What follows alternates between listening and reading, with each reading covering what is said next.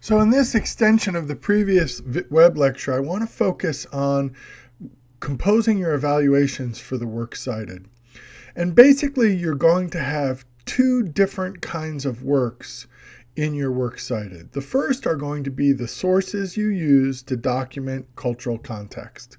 So right here on the screen, we have an example of how Megan used a timeline to document a cultural context.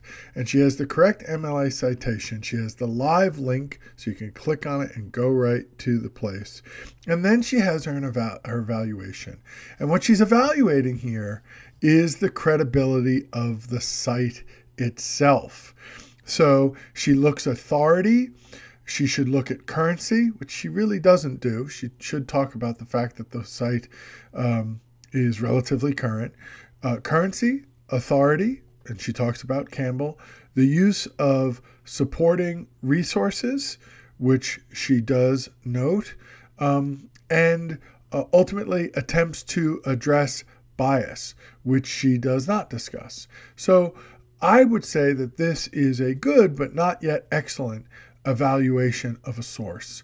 A good evaluation of a source is going to work systematically through our four criteria: currency, authority, use of supplemental resources, supporting documentation like works cited, bibliographies, footnotes, endnotes, etc. But one thing she also does is Megan does here, which is very good. She explains why she's using this source and what she can get from it. So that's really good because you want to evaluate the source and explain how and why you're using it given the strengths and limitations of the source. If it's a source that doesn't meet the highest qualifications, then explain why you're using it even though it doesn't. If it does meet the highest qualifications, just tell us what role it plays in your paper, why it's here. So that's the first kind of source you're going to look at. Well, that is the source that you're going to use, evaluate a source that documents a cultural context you've discussed in the paper. The second kind of source you're going to look at in this paper is a source where you located one of your primary artifacts. So you'll notice here this, this is another context source. Let me slide down. Here we go. This is a works cited citation for a painting. But notice that we're being told where the painting was found. And the evaluation of that source is going to be of the place where the source was found, not of the artifact itself. So for example, I'm not going to write about the painting. I'm going to write about the website where I found the painting. Is that website credible? Is that website reliable? Megan's Megan's evaluation is pretty good, but not good enough. She doesn't talk about currency. She does talk about authority. She does sort of talk about supporting documentation, but not really, and she should. And she doesn't talk about bias. So this citation is solid, but not excellent in terms of evaluation. So that's the big distinction. One type of source that you're going to be evaluating is something like this Catlin source, a cultural context resource that you bring in to support your analysis of a cultural context. And you're going to evaluate that in terms of the source itself.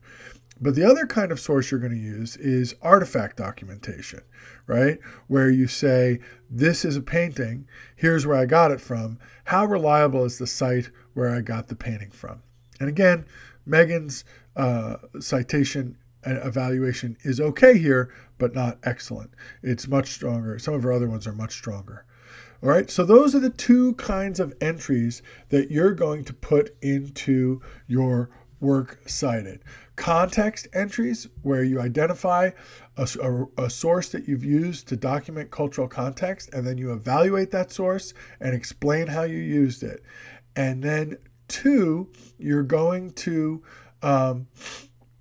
have documentation of your artifacts. And there you're going to evaluate the source where the artifact came from. If it's Francis Pole, if it's Hughes, if it's a website, you evaluate the credibility of the source, not the work of art itself.